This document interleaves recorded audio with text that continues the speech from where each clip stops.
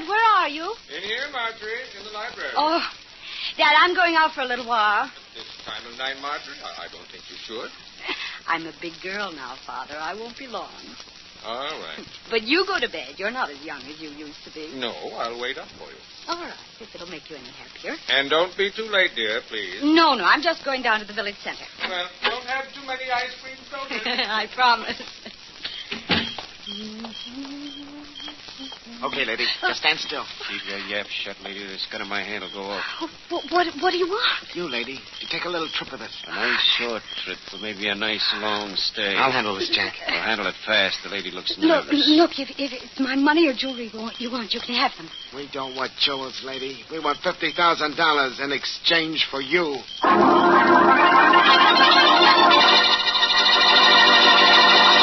And now meet Dick Calmer as Boston Blackie. Enemy to those who make him an enemy. Friend to those who have no friend.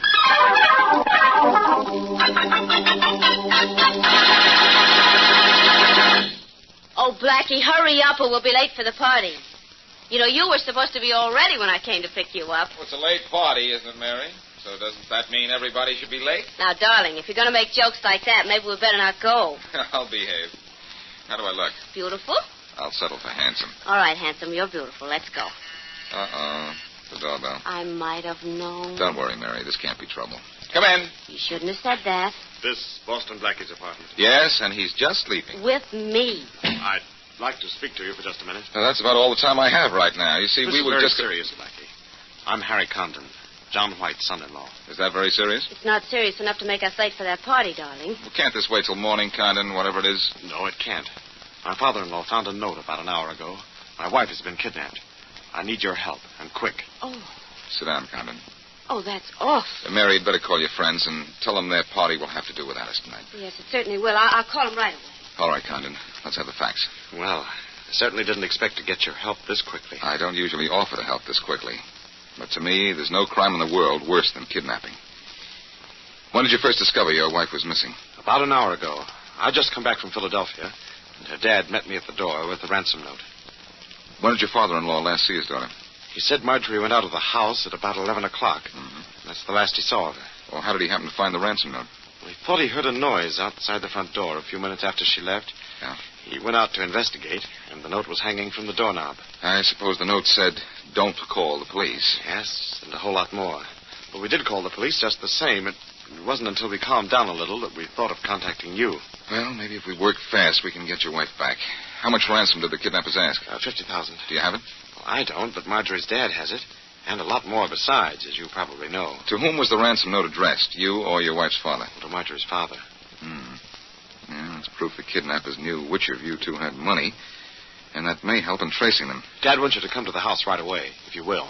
You know I will. It's all set, Blackie. I got us out of going to that party and no damage done. Well, I'm going to another kind of party, with the express purpose of doing as much damage as I can.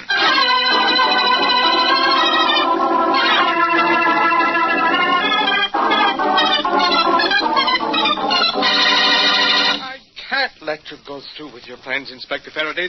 This ransom note says specifically not to notify the police. Well, you did the right thing in calling us in, Mr. White. We know how to work in cases like this. Do you, Faraday? I doubt it.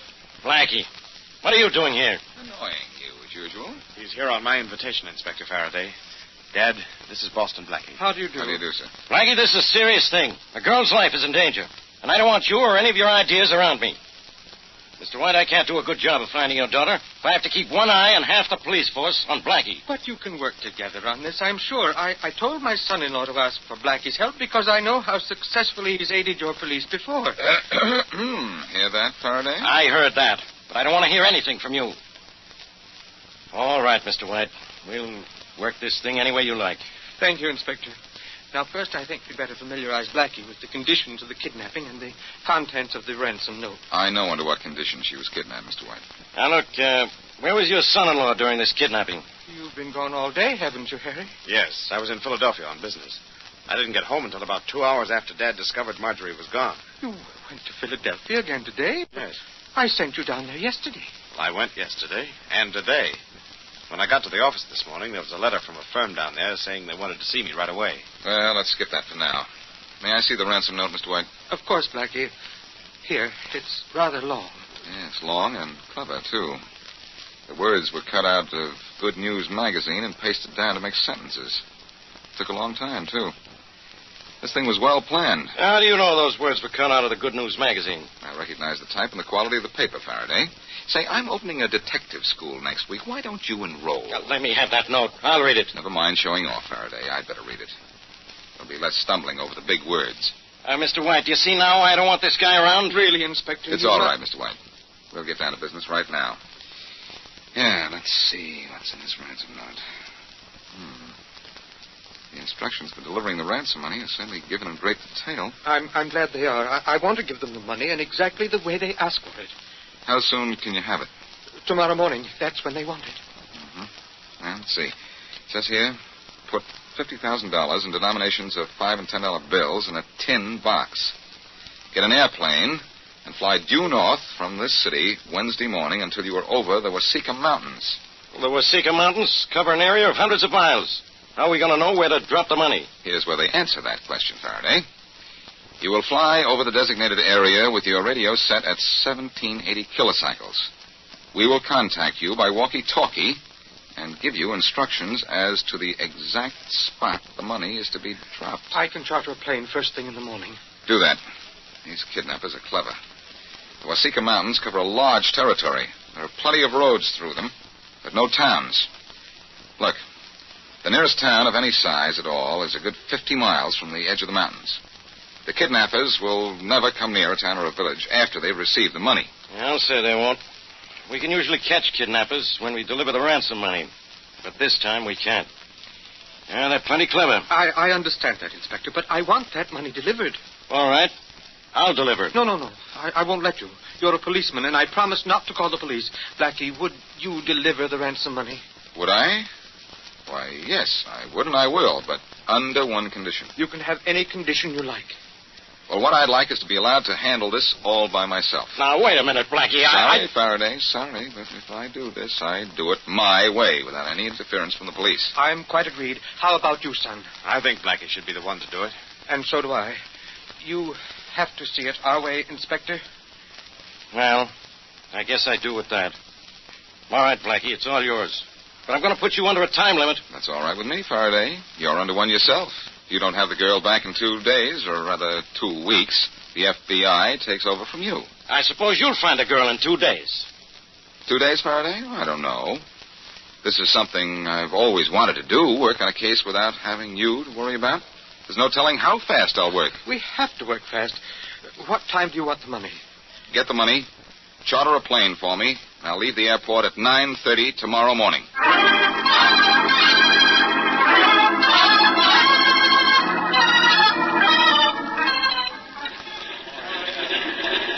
Blackie, Yes, Mary? I don't like the sound of that plane warming up. Be careful, will you, darling? Worried? You know I am. Please be careful. Better tell that to the pilot over there. He's in charge of the plane. I'm only his passenger. Now, that's what worries me. Have you got a parachute? A parachute? What for? In case something happens over the mountains and you have to come down. I think I'd rather come down in a plane than in a parachute, Mary. Hey, here comes Mr. White and his son-in-law with the money. Oh, darling, the thought of you flying over those mountains in that plane scares me to death. What do you want me to do, Mary? Fly over those mountains without it? Hello, Blackie. I'm sorry we're a little late, but there was a little difficulty getting the money. And then we were caught in the downtown traffic. Gentlemen, this is Mary Wesley. How do you do, Miss Wesley? Well, I don't think the kidnappers will mind waiting a few minutes for their money. You have it? Yes, here it is. It's a heavy steel box, just as they instructed. Only I marked each bill as Inspector Faraday requested. A tiny X in the corner. Here, you take the box. Okay, Mr. White. And Blackie, bring my wife back, please. I'll do what I can, Congdon. Blackie, I'm still worried. Won't you please change your mind? Sorry, Mary, too late. The only thing I want to change now is this steel box for Marjorie Congdon.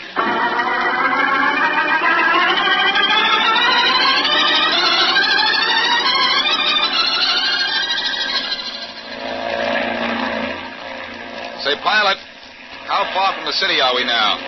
About 100 miles, Blackie. Those are the Wasika Mountains down below us now, aren't they?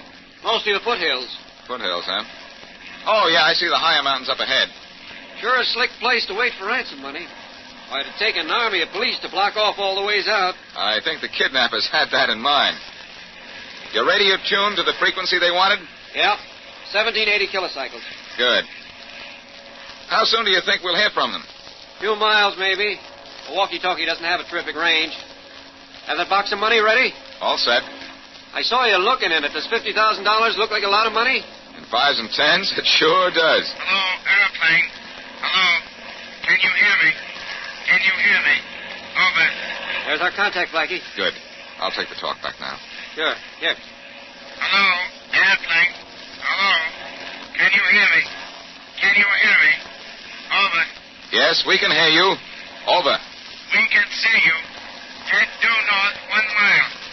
Due north 1 mile. Over. How are we heading, Johnny?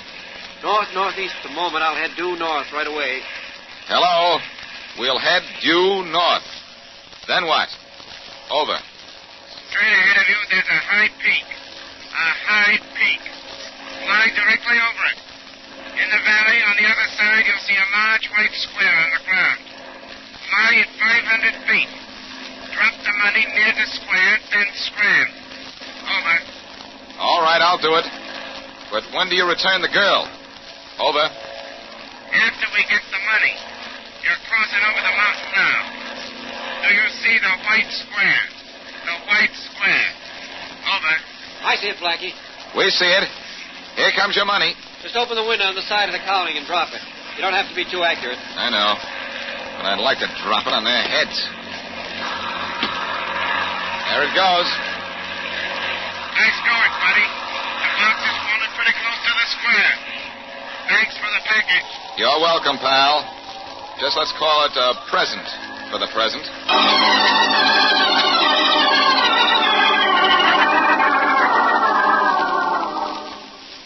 The box ought to be right over there, Bob. Right over there. Nothing, Jack. Here it is, right here. Swell. Come on, let's open it. Okay. I want to feel some of that money. You'll feel it. I'm going to spend it. Hey, Jack! There's no door in this box. It's empty. Yeah, look. There's nothing in it but this note. Wait, I'll open it. That guy in a plane double-crossed Those double crosses no wood fight, Jack. Listen to what it says in this note. Can't pay you because you have nothing to deliver. We've already found the girl.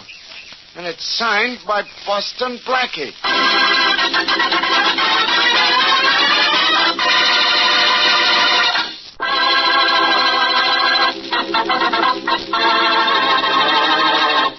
Called in to deliver the ransom money in the kidnapping of the wealthy Marjorie Congdon, Blackie exacts a promise from Faraday that there will be no interference from the police. Working alone, Blackie follows the kidnapper's instructions, but instead of delivering the money to the designated mountain country, Blackie delivers only a note saying he has already found the girl. As we return to our story, the two kidnappers wait in a phone booth in a small country village for a report on a phone call they've made to the city. Bob, how did Blackie find out where we were hiding the girl? I don't think he did find it, Jack. I think he was just bluffing to keep us from getting the dough. Well, what should he care? It isn't his dough. Only old man White's. Look, we'll know in a minute. Maybe this is our call getting through, huh? I hope so. Hello? Is this the party calling City 77610? Yeah? Is your party, sir? Go ahead. Hello? Oh, Jim? Yeah, this is Jim. Who's this? Bob. Jim, is everything okay? Sure, everything's okay. What about you? You get the dough? You still have the Congdon dame? Sure, she's sitting right here.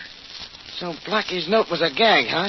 Jim, lock up the joint good and tight. And don't let anybody in except us. We're coming back. Hey, what is this all about? We'll tell you when we get in. See you in a couple of hours. We've been crossed up. And I'm going to cross out a couple of people just to get even.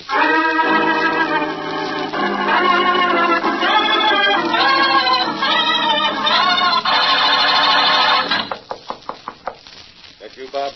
What do you think it is, Jim? Open up. Okay. Boy, you sure got here quick, Bob. You must have flew.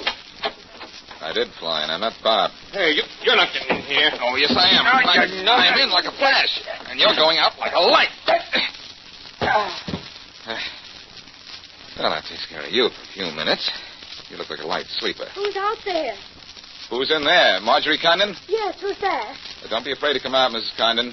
I'm on your team. I can't come out. I'm locked in. Well, I can take care of that without any trouble. Are you from the police? Far from them, Mrs. Congdon. I'm Boston Blackie. How in the world did you find me? How? Till I get this door open, I'd rather give you the details of that brilliant piece of masterminding face to face. There, the lock turned. And the door is open. Or am I seeing things? Hello. I'm seeing things, all right. You... Never mind what I look like, Blackie. Let's get out of here. Oh, no. No, we're staying here till I call Faraday and have him send some men to take you home and the Sleeping Beauty to headquarters. Then I'm going to wait here and welcome home the other two kidnappers.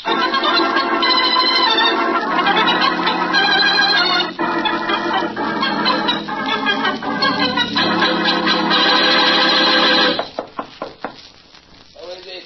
It's us, Jim. Jack and Bob. Open up. Good thing, Bob.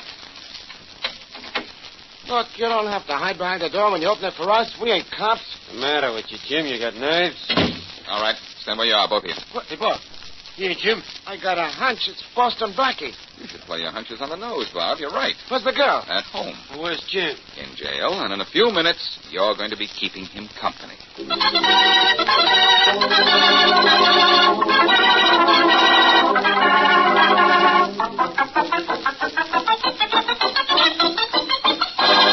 Well, Faraday, this is one time you can't throw me out of your office.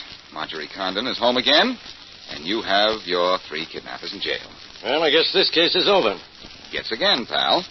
Those 3 kidnappers had a lead in, and he's still at large. What makes you think that? A few facts. Yeah? What? Well, I have a little surprise for you, Inspector. First, guess who hired those 3 men to kidnap Marjorie Congdon? How can I guess? Tell me. All right, I will tell you. Harry Congdon. Harry Congdon, the husband?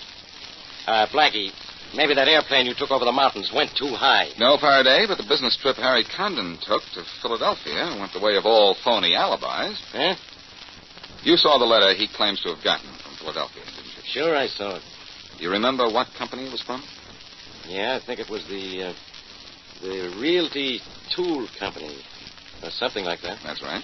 And Congdon said he was away from home the evening his wife was kidnapped because he was on a train coming back from paying a call on the Realty Tool Company. Well, sure. What's wrong with that?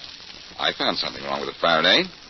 Before I left for the airport this morning, I called Philadelphia and was told that the Realty Tool Company has been out of business for 15 years.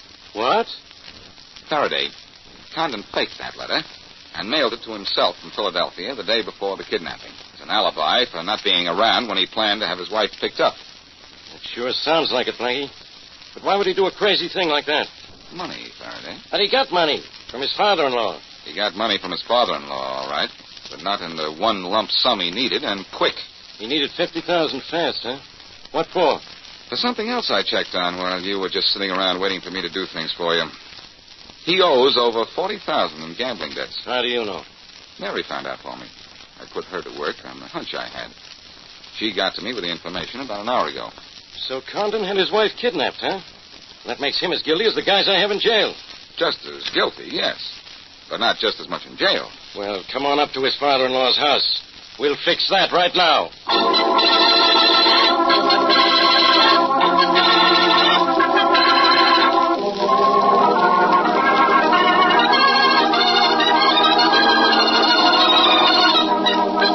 Thanks, Blackie.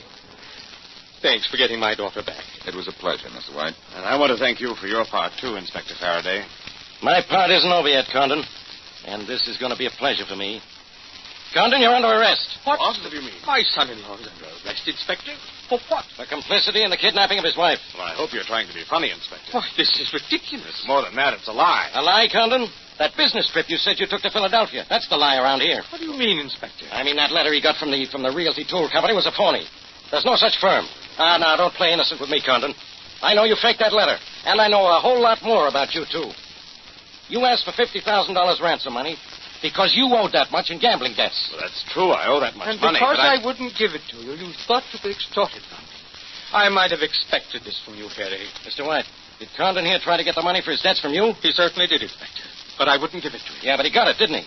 By making you pay ransom for your daughter. Congdon, you're fool enough to try to get away with a stunt like this. Maybe you're fool enough to have some of the ransom money on you. I don't have a dime of it. And I'll make you a bet that he doesn't, Faraday.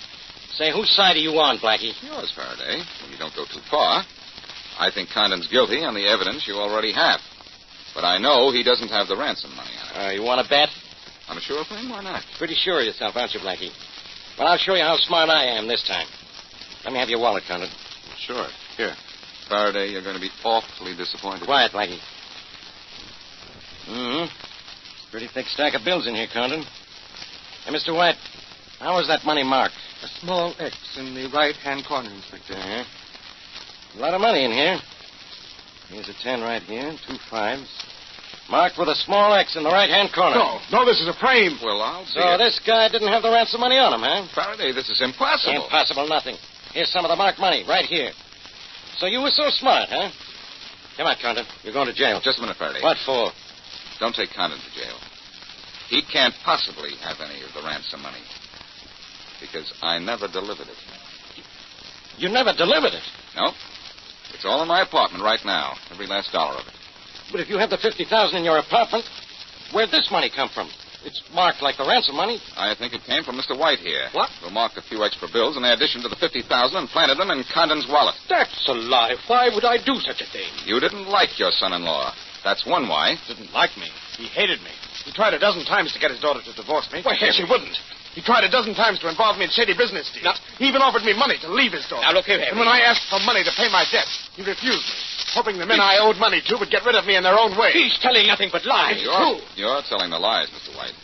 Just as the letter you sent your son-in-law from Philadelphia was a lie. Just as the ransom note you prepared for the kidnappers was a lie. And just as the ransom money you planted in Harry's wallet is a lie, too. Blackie, you have that ransom money in your apartment? Yes. All of it? Every cent. All right, Mr. White. You're under arrest. No. Yes, Mr. White. And too bad, too. Your trick was to convict your son with marked money, but my trick made you a marked man.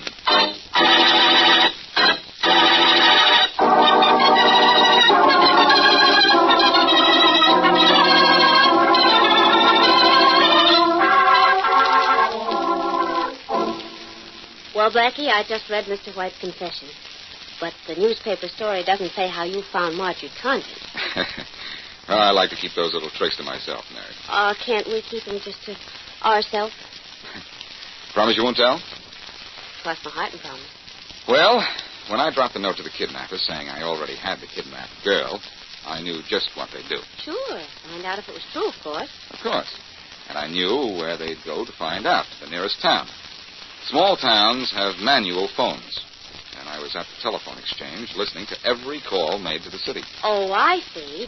When Bob and Jack phoned the city, you got the name of their accomplice and also the telephone number. And, of course, the telephone number was all I needed to get the address. And then you flew back while Bob and Jack drove back, and you got to Marjorie Condon before they did. Simple, isn't it? Well, I don't know that it's so simple. Matter of fact, I'd say it was kind of unusual. Who ever heard of using a little old telephone number to solve a crime? The number of that phone call, well, it gave me a lot of pleasure, but not half as much pleasure as the number this state of ours just handed to Mr. White.